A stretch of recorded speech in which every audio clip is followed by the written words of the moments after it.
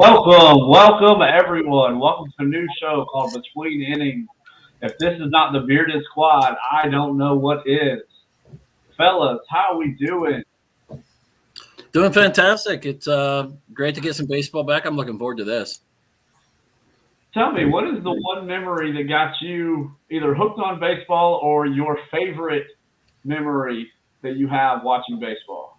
I got two of them for you. I Okay. grew up in Southwest Kentucky, so watched a lot of the Cubs, Cardinals, the battle between Sosa and McGuire going on, Griffey hanging in there for a while, and watched a lot of Braves baseball. That's what got me into wanting to pitch and everything. And my all-time favorite memory was my first baseball game. Came out here to Colorado, saw the old school Blake Street Bombers taking on the Pittsburgh Pirates at the time. We left early, ran to the newspaper the next morning, and I couldn't believe it. That game went 16 innings. But Baseball is a crazy memories being my first baseball game. Baseball, you have to get all 27 outs. Mr. Beelan, please introduce yourself. Tell us your first or favorite baseball memory. Baseball memory. So grew up North Jersey. Different from being a New York Yankees and New York Mets fan. I had Ted Turner TNT on our side, so which was very great. Chipper Jones, one of my idols growing up, batted lefty and righty playing sports. So big time Braves fan, as you can see. But probably one of my, probably favorite that I had to watch was I believe it was like 2011 when the Braves played the Pirates. It was like that 19th inning. I know exactly what you're talking about. Yeah, 19th inning game. I'll never forget that game. But that was me, coming out of high schools and watching them even getting more like deeper into sports, while coaching and stuff like that too. But that was one of my favorite games to watch, growing up. That's the equivalent of the last season Alec Bob never touched home plate. Yeah, or it's debatable. Bobby Cox's last final win game. That was probably another one that's right up there. So I have, and if everybody's sharing too, so am I. I was actually at Bobby Cox's last game at Turner Field when they lost to the Giants in the playoffs. So that was kind of cool to be at that game. The other one is obviously recently, and for the record, John and I did not correlate dress code tonight. This just kind of happened. I'm going to be that guy. We got the roster and everything. But I remember when the Phillies were good in the early 2010s. The Braves and the Phillies went back and forth. I remember Chipper Jones hitting the walk-off home run off Jonathan Papelbon at Turner Field. So that was kind of cool. Like you talked about, he's like a cult hero down here. That was right after Bobby Cox. I think that was the first or second season right after Bobby Cox that he was still there. So it was definitely something that I hold on to. So, well, like we talked about, guys, after 99 days, baseball is back. Did we think we were going to get here? Scott? Eventually we were going to get here. I didn't think it would be that quick. I know 99 days is the second longest lockout in Major League Baseball history and everything, but I still thought this would go sometime into April before we saw anything and we would actually see the cancellation of games completely without a makeup. We're looking at 162 games still, but we're going to be seeing a ton of doubleheaders. The Rockies are in LA for the last 6 games of the year. So nice. We are actually going to get full 9-inning doubleheaders this year, and that BS runner on second rule in the extra innings. The ghost runner, yeah. On a side note, I was so glad to see them do away with that for the postseason last year. Scott, I apologize. Back to you. Oh, you're good, man. It's baseball's America's pastime, and yes, compared to NHL and NFL and everything and basketball, some people see it as a dying sport, but what's better than going to a baseball game, getting, a decent seat, a good beer, and like a thing of nachos and just having a great time and hoping to catch a foul ball? Well, You've still yet to do that, by the way. But yeah, like you. Oh yeah, and we're basically back to full capacity in these stadiums. yeah, We are back to a full baseball experience. And like we touched on talking about your memory. It's 27 outs. yeah. It's called a walk off for a reason. John, did you have any doubts or concerns that this season either wouldn't happen or would start a lot later than what it did? I didn't think it was going to start later. I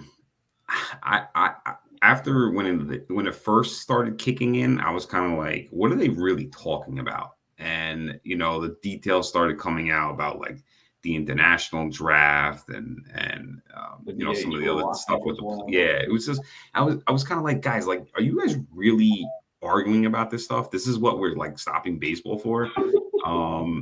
And it's just me personally, like, in all sports, I don't like unions. I feel like the unions back people, the bad people, and also the good people, which is like, so terrible for everybody, and I understand they want to make them more money, more guaranteed money, and stuff like that. But at the same time, it's like you're taking away. Oh, you could have took money away from people, at the same time. So, I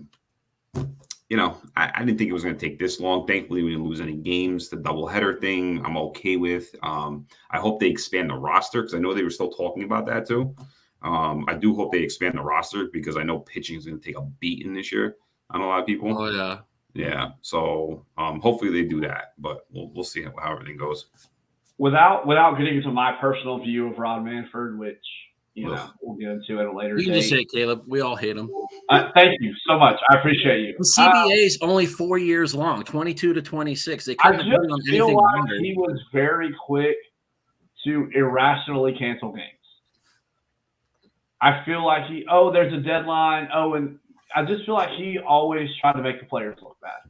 I don't know if I ever felt like Bud Selig made the players look bad or put them in a negative light. No, I mean, because for those of y'all that don't know, the owners is it the owners or the players have to vote on who becomes the president of baseball. I don't know if it's the owners or the players or if it's both. But if you're sitting here trying to get the approval of these people, trying to make them in a negative light is not helping. I think representatives from both sides have a say. Right. So, I feared the way that this was presented, we wouldn't have baseball 2 years ago when COVID pushed baseball back to June. That worried me. Like, I felt like maybe we would get a later start like that. Luckily, we didn't. But on a much different note, do we feel like, and the players have always been for a shortened spring training, but do we feel like there's going to be more freak injuries or anything like that due to a shortened spring training where they started in March instead of, being in trainings and facilities in February? I mean, to an extent, I think we're all concerned about pitchers. Spring training only helps one group of people. That's the pitchers. Right. Anybody who's swinging a bat is like, I'm over spring training. This is BS. I don't want to be here. I want to get to regular season games where it starts mattering. The only people that it truly helps are the pitchers. You got to warm up your arms. You got to get through the motions because from the time the end of October, like end of September, end of October comes and the playoffs are starting, those teams that have been eliminated, those pitchers are going home to their family and they're just chilling. Right. They're not still throwing. They're not still doing something. I mean, very few of them will. I mean, Clayton Kershaw, he's probably like Tom Brady, who's always throwing a freaking ball around or something. So he's going to do it. But baseball has so many pitchers out there. Not everybody is going to be an elite pitcher and be like, I'm going to stay in shape year round. It's one of those things. It drops off. You come back, you strength train, and you build back into it. So I expect injuries to happen. But I think you're going to see a lot more game management from pitchers through at least the first, leading up to the All-Star break. If there's a pit, don't expect perfect games. Don't expect no hitters to happen in the first 4 months of the season. Right.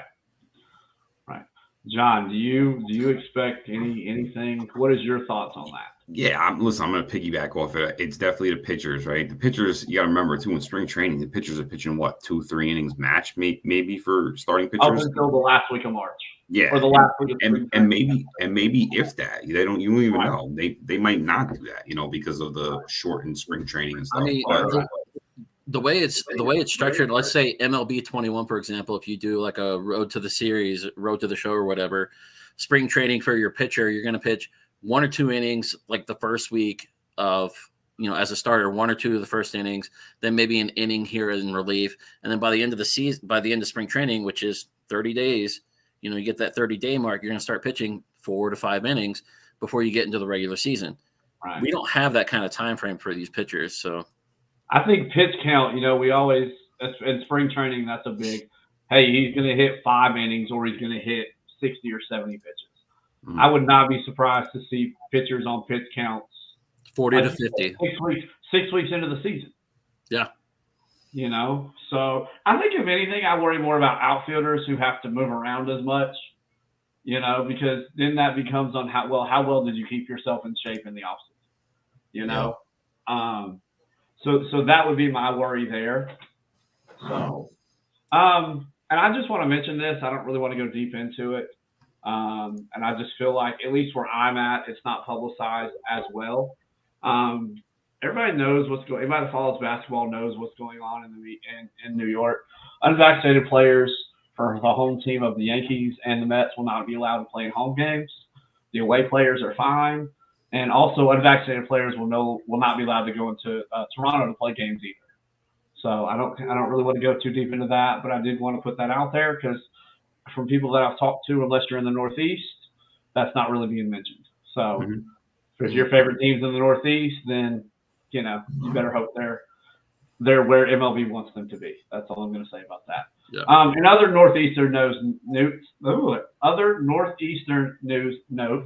Jacob DeGrom is going to opt out after the end of the season. Says he wants to remain a Met for life. I have a 2-part question here. Does the Max Scherzer deal have something to do with him opting out? And do we think that Jacob DeGrom is going to stay in New York? John, you are from that area in the northeastern part of our United States, so I'm going to let you take this one first. Yeah, opting out is definitely 1,000% correct what he should do. And yes, Max Scherzer is definitely a reason why he's doing it, because if DeGrom, when healthy, can be healthy all year, he's going to get a ridiculous deal from Stevie Cohen. Like ridiculous. It should be well deserved. He's been the best pitcher in baseball for the past probably 3 years, right? Trust me, we have to see him 5-6 times a year. We know. Yeah, that is true. But it's coming. Like me personally, I hope that salary cap comes to baseball. I don't know how it would, but I just hope sometime or somewhere it gets hit even more for like the bigger guys, like for luxury tax. It should be a luxury tax times like 3 or something, because like these teams are just these super teams, especially like Stevie Cohen is coming in. Like he's just going to buy players, and it's just going to make baseball like worse and worse. You're never going to be able to attend games. It's just going to, it's going to be like a new age motto for new owners, right? This is what they're going to do. But going back to the contract, I mean, yes, Scherzer coming in is definitely affecting it, and he should be paid top dollar. Even if he is hurt this year, I don't even care. They should give him top dollar. I'm just gonna jump in on this. I agree. For what Jacob DeGrom, they talk about these older players, for what he can do for you when healthy. I'm with you. I mean, go pay him whatever he wants. Especially, like you said, Steve Cohen showed, hey, I'll break out the paycheck. Mm-hmm. So you pay him what he wants and make him a Met for life, and he'll go down as the best pitcher in Mets history. And he's only, I think he's only like, what, 32, 33? 34. He's 34. Yeah, and what's Scherzer? Scherzer's like 38. 37. Yeah, so I mean, listen, I'm looking at his career. His career ERA Well, is it's not like 2.50. he pitched.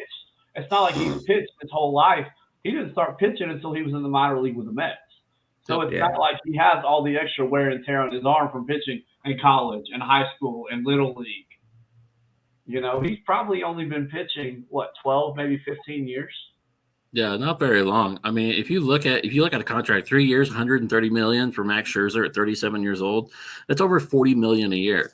And this is the first year in DeGrom's, or second year in Jacob DeGrom's contract that he's making 33.5.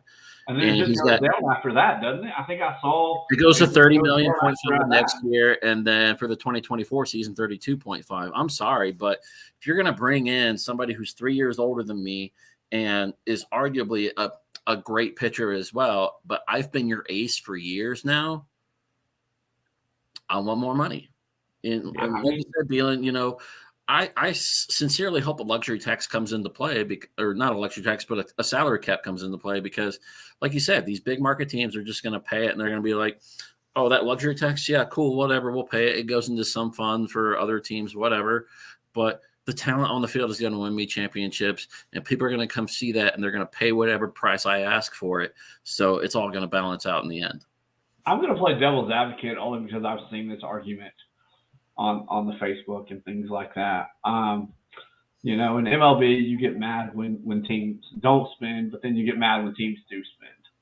So would, like, you know, Cincinnati and Oakland, and we'll talk about this, are just having fire sales and not spending any money.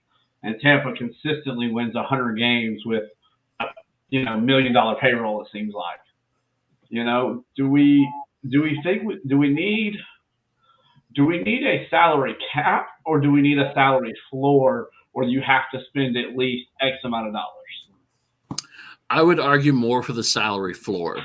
Because, and while you're doing this, I'm going to look up these numbers, but Tampa consistently wins with $60, $65 million payrolls. So that's where I'll play devil's advocate on the other side of that, right? Is that, yes, you have teams like the Devil Rays, you have teams like Oakland. Oakland's every year they're in it. You know, like maybe not a playoff team, but they're right at the cusp of it, and they barely have anybody who's there. You know what I mean? Who else can be there too? I'm trying to think of somebody else.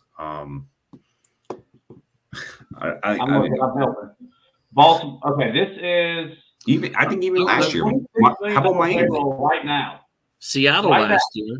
Yeah, Miami right now, too. Right now on the 2022 payroll, as of right now, the Dodgers are at 270 total. Baltimore's at 30 million. Pittsburgh's at 35. The Cleveland Guardians are at 35. Oakland's at 41, and then Miami is at 27. Miami's at 67. So, I mean, it's fair to say you can't sit there and put, you know, salary cap. Hey, you guys have to hit 100 million for your salary cap or your salary floor. A lot of teams can't afford that. Oakland can't afford a new stadium.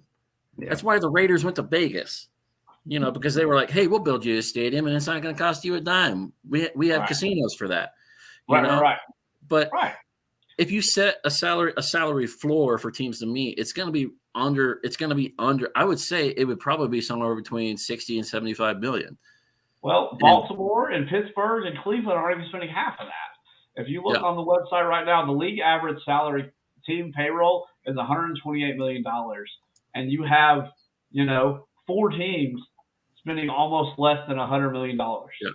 But here's the issue we run into is, even if we do set a salary floor without, you know, and there being a luxury tax and there not being a salary cap per se, but still working with a luxury tax, who wants to go there outside of Correa, you know,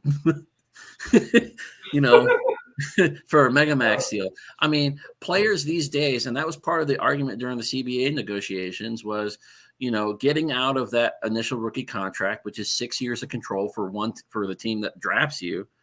You know, once you sign that contract, that's 6 years of control on a team. If I'm a high school player and I play in the minors for 6, or I go back to college for 4 years and then I come back and redraft, I'm 22, 23. By the time I'm done with that 6-year contract, I'm 29, 30 years old. You know, they want a shorter contract and more money. Something's got to be done, or you're always going to have a team with 50 or 60 wins. There will always be a team with 50 or 60 wins. There will always be games every year.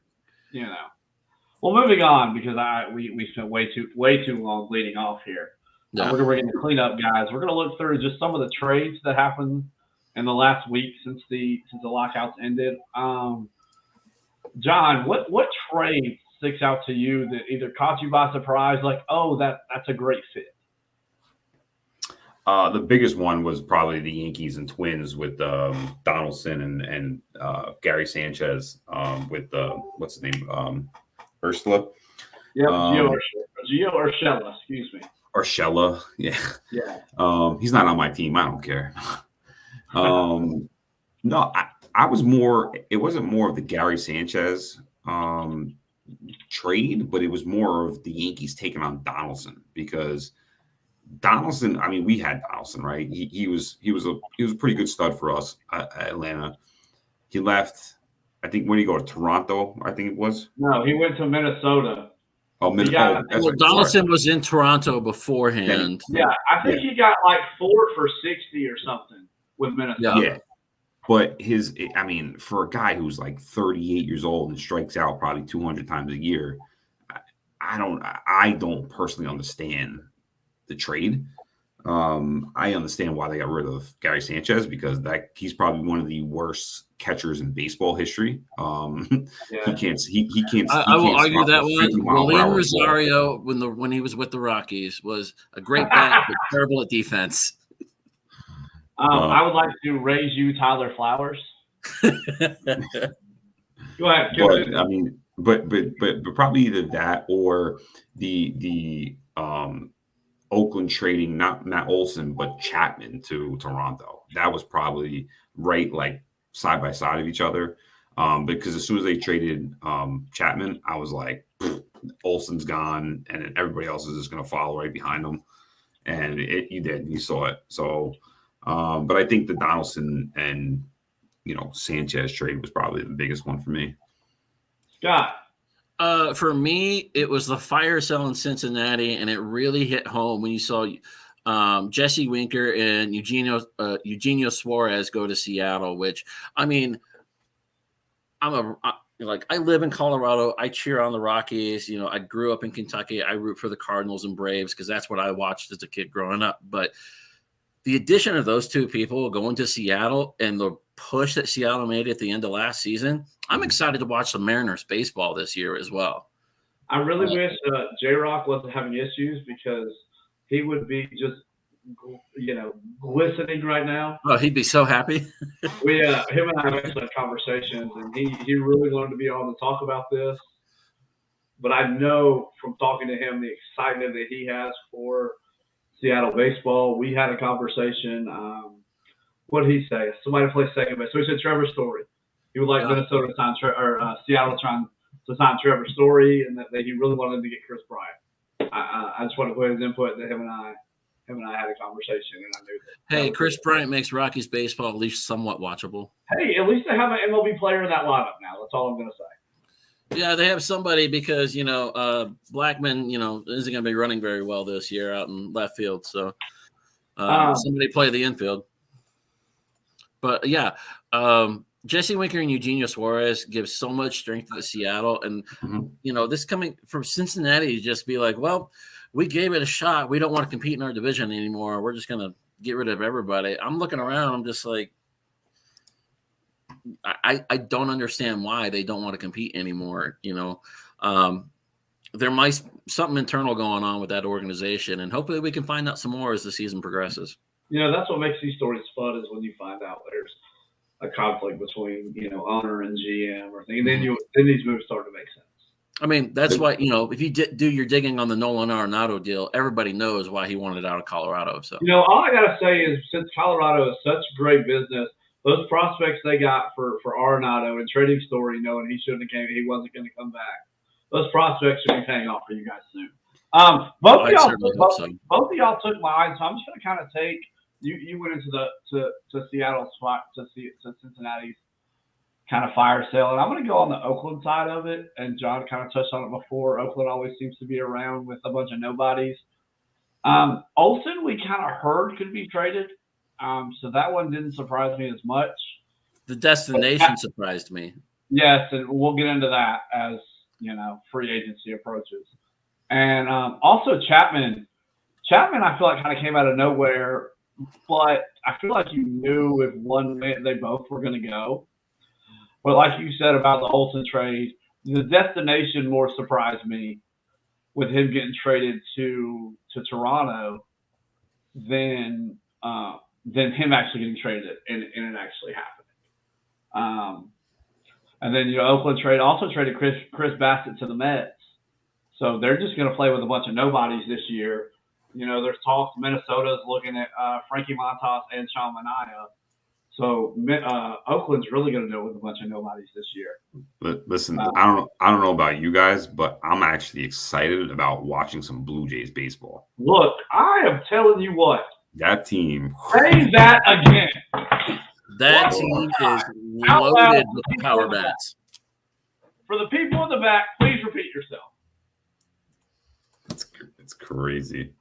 Toronto Blue Jays will be the best team in the American League East this year. Okay, there.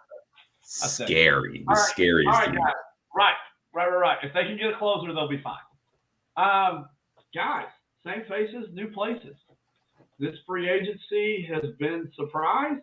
Kind of like you guys feel about Correa, I feel the same way about Javi Baez, Detroit. Why? Guys, tell me some names that ended up some places that surprised you. And I want to hear nobody say Freddie Freeman to the Dodgers because that was 0% surprising whatsoever. Mr. Veland, give me two names. And you can't say Chris Bryant because that's obvious as well. All right, so I will say I'm gonna say actually here's ones that might a little surprise you, but Greinke going back to KC. I saw that and I was like, oh, and then I remember watching him as a young pitcher. Yeah. In Kansas City, just dominate everybody. I was like, oh. But then you think about they have a young pitching staff. And what he can do for that pitching staff was almost the same type thing. Remember when Houston acquired Justin Verlander? Exactly. It's that same type of thing to have a quality veteran in the clubhouse. Yeah. Mr. Greenland, that is a hell of a pick. That was one of mine. And the other one is, and it just happened, and we spoke about this, Caleb, but Jansen to the Braves. I did not see that happening, honestly. So basically, we traded Freddie Freeman for Kenley Jansen, which I'm not mad at. I don't know who's going to hit this Braves bullpen this year. And that is my non-biased opinion because anybody that knows me knows I'm slightly biased. But if you look at this bullpen, Jansen, Smith, Matzik, who was just ridiculous last year. Luke Jackson may have figured it out. I mean, A.J. Minter has the stuff if he can figure it out. Like, there's just – that bullpen is going to be nasty. They should just start them. Right. Remember when Tampa did the opener and you just – from 1 to 9 and then have your starter pitch the last 2 innings? Yeah. That's great. Mr. Cole, 2 moves. 2 moves. I'll get to them in a minute. I do want to say the Zach Greinke trade or move back to KC, I think is fantastic for him. Not only does it resemble what Verlander did in Houston, go back and go and help a young core of starting pitchers and everything, but it also sets Greinke on this path of potentially finishing out his career in KC where he started and then jumping onto the coaching train somewhere down the line. So he's going to make a hell of a pitching coach. That's all. He's going to make a fantastic pitching coach. I would love throw a 67-mile-an-hour EFIS and people just watch it. You're going to make a hell of a pitching coach. I would love to watch what he does. The first one hits home to me because, like I said, I watch Rockies baseball, and that was John Gray not being re-signed by the Colorado Rockies. He didn't even get a qualifying offer. He did not get a qualifying offer. He didn't get anything from them. Texas, my mind.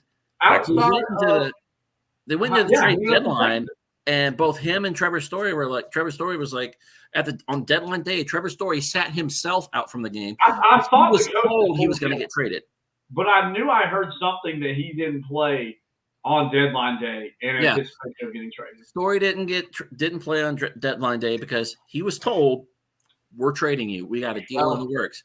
And that day, how many shortstops got traded? Mm-hmm. Right. Any deal the Colorado Rockies had for Story fell through. So Story was screwed.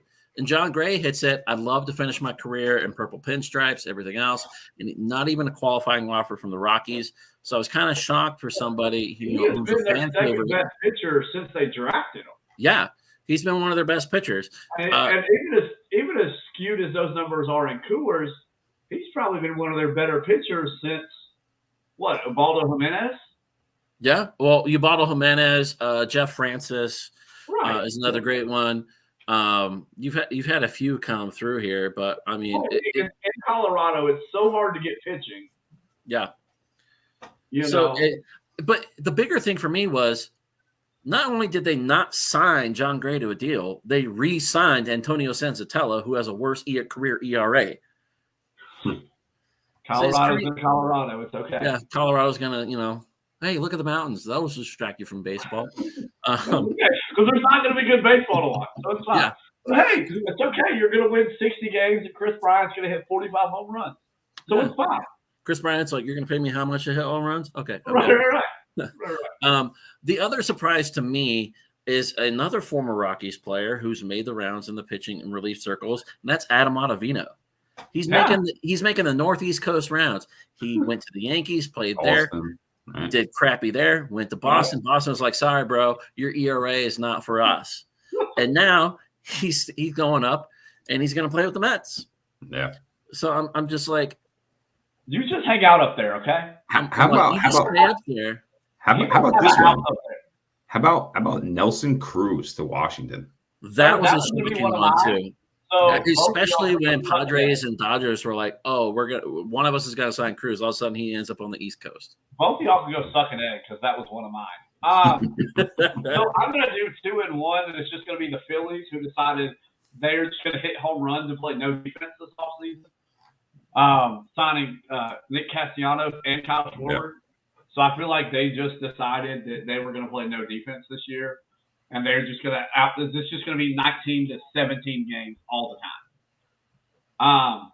And if I'm looking, here, and we kind of talked about it, I think Jorge Soler is just leaving, not necessarily leaving Atlanta, but ending up in Miami.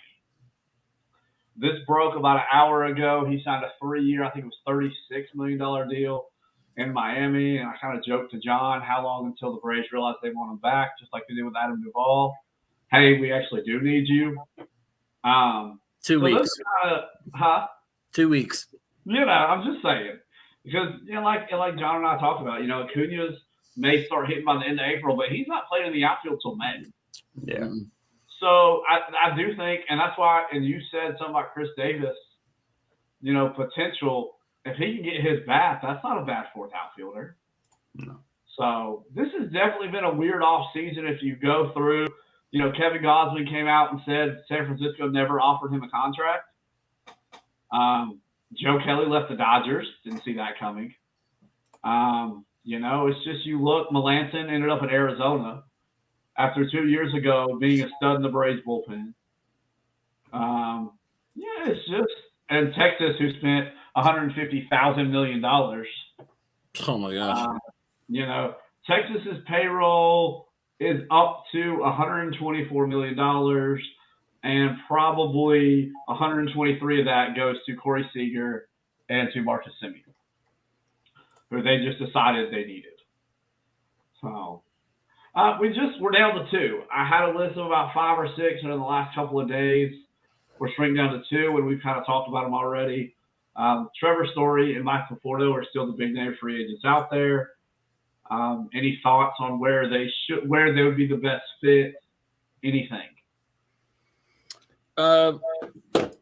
We brought up one destination that I think would be a great fit for him. It would make them just absolutely fun to watch on a daily basis, and that's the Seattle Mariners. Right. I mean, that would be a perfect spot for him, considering the talent that they've gotten, up there as well. I mean, you had the 2 deals, the 2 players we talked about, or I talked about with Jesse Winker and Eugenio Suarez, and then they got a second baseman in Adam Frazier up there as well. Right.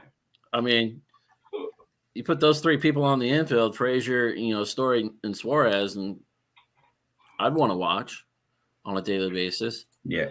Yeah, I would definitely piggyback off you on that and say definitely the Mariners. I mean, everyone says the Astros, but one sneaky team, and they're sneaky every year, but the Red Sox.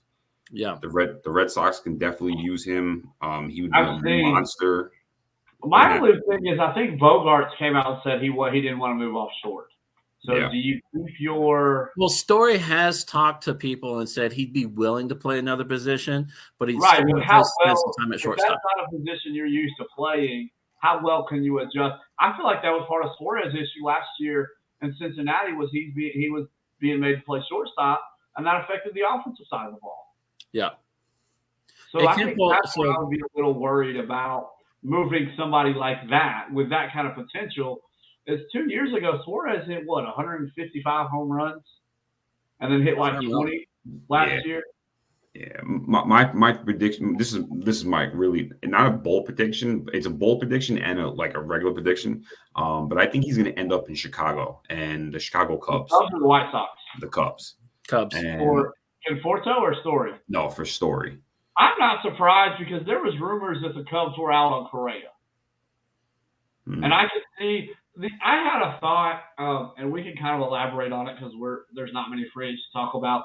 I was curious with the lockout lasting as long as it did, how many players would take like a 1-year deal and get back out on the market next season. The Story is one of those players that'll definitely take a 1 or 2 year deal, just a bridge type play because he had a down year last year. Correa's deal is 3 years, but he has an opt out basically every year. Yeah, he has an opt out the first year, an opt out the second year, and then in the third year he's a free agent. I mean, does Colorado have no they don't want to re-sign him back, or is it just like a money thing? It's a little. I think it's more of a money thing. The Monforts like to play pretty close to the chest. If you remember, 6-7 years ago, we spent a ton of money on relief pitching, and it blew up in our face. Was that year they went and signed Kadire? Was that off season they got Kadire? And no, it was a couple of years after that. We signed 2 relief pitchers and a closer, and within a span of 6 months. Yeah, that was the Wade Davis offseason. Yep, that was the Wade Davis offseason, and within a span of 6 months, they were all injured on a long-term IR over the next 2 or 3 years. It was just a disaster. And Monfort went to the GM that they had just hired, said, "Hey, let me spend money," and they're like, "Yeah, we're not doing that again." And then Nolan Arenado came around, and they're like, "You have to spend money, or he's going to walk." Right. And Trevor Story came around and is going to be one of the better shortstops in the league. He's breaking records that have sat for over 100 years. I apologize to interrupt. Are you worried because he's had a few injury issues, right? Story?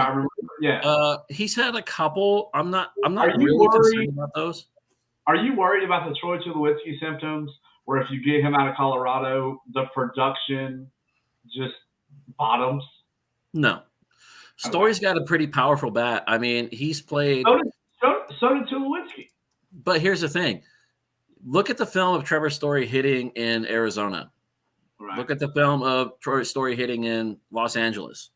Right. Look at him hitting in San Diego. His numbers are there. Right. I mean, if he goes to a market like Boston, he's going to have a hard time hitting it over the monster because he's going to have to hit it up. But if he can consistently hit it to the opposite field, he's going to do well there, especially with his power. Hey, nothing wrong hitting that monster. No, with the Yankees being in on Correa, do we feel like the Evil Empire might be in on Story as well? I mean, I know you just acquired Connor Falefa, who's defensively a better shortstop. Do we worry that the Evil Empire is going to buy some more players?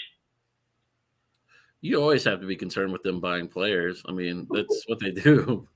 Right. That's their bread and butter. If I look somebody dead in the face and said, "Yeah, the Yankees ain't going to do anything in the offseason," they'd shoot me dead on the spot.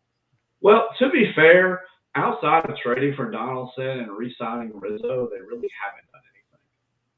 True. But, I mean, those are still 2 big names in the market. I mean, fair. Well, somewhat big names. I'm not swinging for the fence. Rizzo is the top 10 first baseman. and Donaldson, when healthy, is a borderline top 10 third baseman. Yeah. Mr. Beelan, you're in that area. Is the Evil Empire, have you heard anything about Story to the Yankees? It's been there. It's been there since last year. Yeah.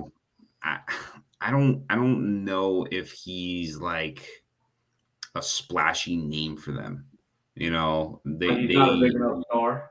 Yeah, and like what Scott was saying, excuse me, it's there. Like he can hit. Everybody knows he can play, but you play several years with the best third baseman in all of baseball next to your right. Nobody's focused on you. You know, honestly, it just popped into my head because you said Evil Empire. But how about on the other side of the river and the Mets? Because Cano's coming back, but Cano is like. If I'm the Mets, I don't want Cano anywhere around. He can't play defense, and I'm not sure how well he can hit anymore. Yeah, well, he's got two times the PEDs in him, so hopefully he has something left in him. I mean, you know. But plus with the DH rule now, you know, you can put Cano in the DH rule. Short. Yeah, and we got to put him at second because Francisco Lindor still plays. True. Yep. I don't know if anybody did. We just forget Francisco Lindor all of a sudden. Well, we have made it to the walk-off portion of our show. Biggest off-season winners. We kind of touched on a couple of them. Mr. Cole, if I had to give you, if you could only pick one team that has won the off-season, who you got and why? This team won the offseason for me because of the signing that they picked up that was rumored to go to another big team, and that was a signing of the Japanese outfielder Seiya Suzuki to the Chicago Cubs on a 5-year deal for, what was that, $180 million, which honestly isn't all that bad for a Japanese star. So they've been pumping out stars like crazy over there. I'm looking forward to seeing what this guy can do and what his skill set is for the Cubs. They went big for this, and they got the signing after that fire sale they had last year. So this is the start of their rebuild, and I'm looking forward to it. Mr. Beelan. And this might be a little bit of surprise, maybe not, but they just did minor stuff. But the Blue Jays, man, they picking up Goldsman, which is huge for the pitching rotation. They're young. I still don't think they're done. I still think they're gonna look at something. I don't know what, but they're going to look at something. I still think they need a bullpen arm. I like where they're going, but I still feel like they need a closer. Like, I feel like Kenley Jansen in that bullpen would have been nasty for them. And Mr. Cole, that was an $85 million deal that he signed. $85 million deal, yeah. I didn't think it was $180 million, but it was somewhere. Neither. I went with it, and then we fact checked it, and we can't all be perfect all the time. Would you like my biased answer or my non-biased answer first? Be honest and true. Come on. Okay. My non-biased answer is Seattle. I do think with Chris Bryant, that would have made that lineup just that much better. We talked about the acquisition of Suarez, the acquisition of Winkler. They went and got super utility guy Adam Frazier. Robbie Ray signed. The only thing I'm worried about Robbie Ray is, can he repeat it? And that's the same thing I worry about Kevin Gausman is, can he repeat it? Now, Seattle is a pitcher's park, so maybe that helps them. And Ken Giles should be coming back from Tommy John this year. That's their closer. I forgot about him. Mr. Beelan, I'm glad I could help you. They're a young team. Mitch Haniger is still in that outfield. Kyle Lewis. Taylor Trammell is going to come up. Jared Kelly, if he figures it out. J.P. Crawford is still there. That kid. The Seattle could be down 8 runs in the bottom of the 8th and still win a game. And I'm turning the game on to watch them score 9. I am turning the game on to watch them score 9. And because, I can bully you guys, my biased answer is I do like what the Braves did. Everybody, I feel like it wasn't a secret that Freddie Freeman wasn't coming back. Yeah. If you thought Freddie Freeman was coming back, I honestly feel like you live under a rock. Because it's been reported there was an extension on the table for him for about a year now. Oh, as soon as you guys won the World Series, they were like, "Hey, what do we got to do to resign this guy?" So when they did, when they realized that wasn't going to happen, they went and acquired a top 3 first baseman in Matt Olson. They brought back NLCS MVP Eddie Rosario. Mm-hmm. I would have loved to have seen them resign Jorge Soler, but it's fine. Drew Waters, Michael Harris is down the pipeline. Guys, Kirby Yates was an all-star 2 years ago. They signed him before the lockout. I forgot. I was sitting here putting notes together for free agents in new places. I forgot they signed Kirby Yates. Tyler Nutsack is still that guy. Soroka has just signed an extension. Maybe he'll be back in June. I always worry about the Braves starting pitching. So I think I would still like them to go find, and I think AA came out and said if the trade is there, he'll go sign an impact starter. But they won the World Series, and Acuna didn't play since July. Hey, Caleb, you're worried about starting pitching. Send 3 prospects and a bench player to Rockies. We'll give you guys Herman Marquez. I feel like he should have been traded last year. You can't have Michael Harris. I'll give you Drew Waters. Yeah. You can have Drew Waters. You can have Kyle Wright. I will gladly give you Kyle Wright. Just going on the Braves thing, honestly, and it might be a little because he's older and stuff, but I want them to sign a veteran, and I want them to see maybe J.A. Happ. Just to have him till Soroka comes back. See how he does. I feel like the Smiley experiment worked early, and I'm not really sure what happened, but I think they need another lefty. Yeah. Guys, it says losers, but I'm going to ask, who's the biggest loser, and why is it the Cincinnati Reds? Mr. Beeler, your biggest loser. Biggest loser, yeah. I'm not going to go with the Reds or the A's. I didn't ask about the A's. I said the Reds.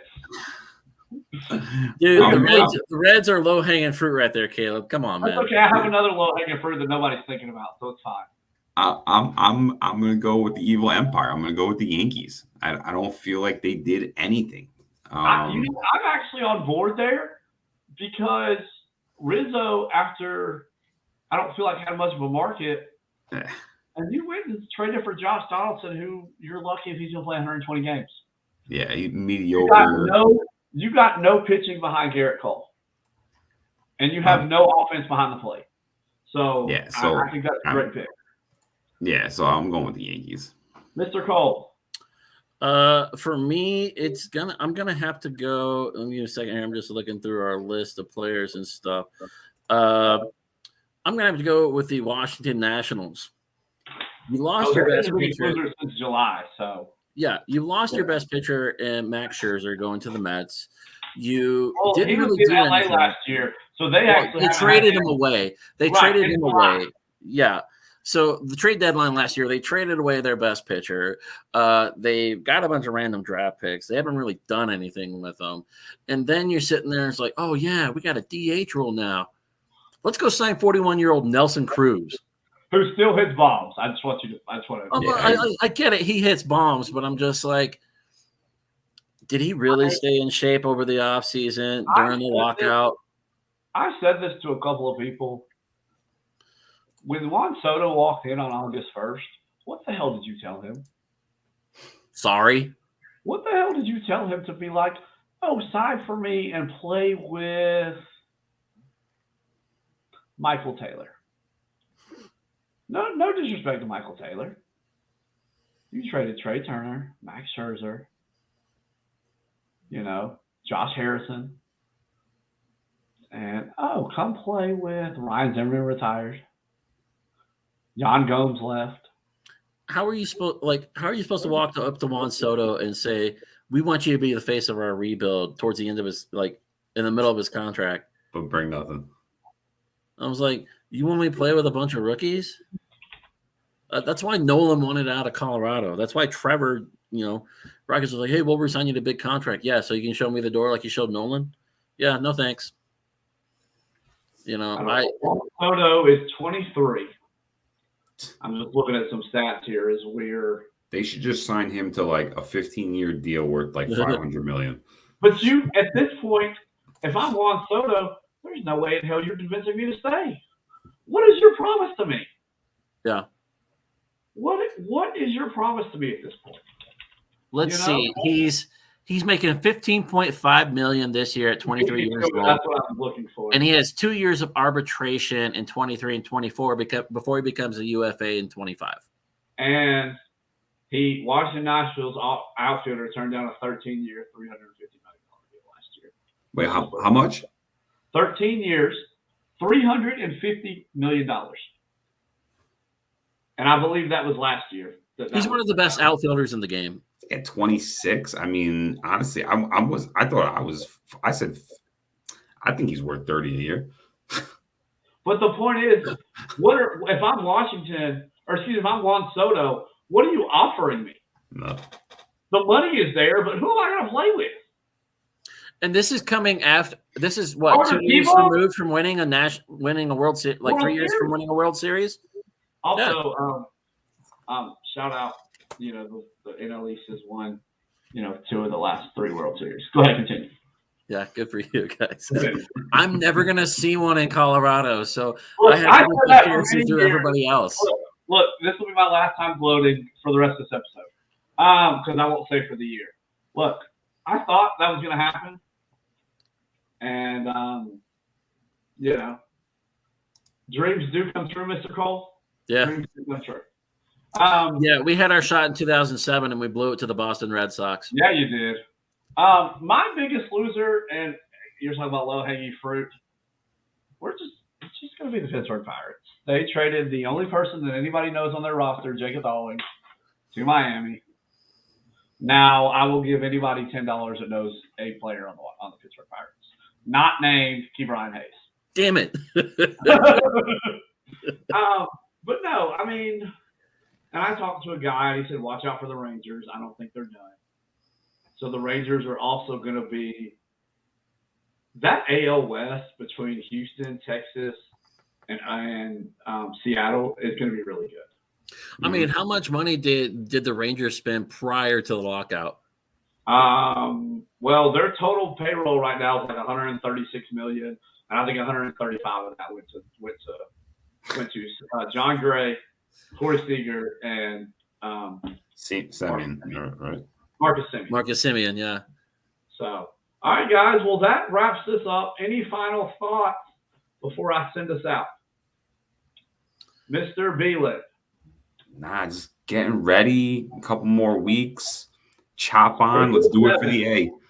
Yes, sir. Mr. Cole, who are you doing it for? April 7th, I'm looking forward to some baseball so that way I can mix it in with my hockey. I'm loving watching my Avs. I'm on trade deadline watch with the Avs. They're not done yet. I'm so pumped to have a championship team in Colorado because the Rockies ain't going to do it. And the Nuggets can't stay healthy. And the Nuggets can't stay healthy. Are you a Broncos fan, though? I became a Broncos fan. Like I said, man, grew up in Southwest Kentucky, watched a lot of St. Louis Rams. So congrats to the Rams. I love the team. I hate the owner because, what he did to the St. Louis, the people of St. Louis and everything. But, love it. But, yeah, I'm looking forward to some baseball. It's a favorite pastime in the summer, like seeing those Jets fly over on opening day and the whole popping ceremony of everything. I can't wait. Guys, before we get out of here, I want to give a shout out to Mr. Cole, your good friend, Greg Dunda, for putting together these great graphics that we use. Mr. Dunda, I greatly appreciate you. Appreciate you. Dunda, there you go. He also put the intro video together for us, so I appreciate that as well. Fellas, we will do this again, and next time we will be 1 week closer to opening day. Fellas, y'all have a great rest of your night, and I will see y'all next time. Have a great one, guys. Chop on.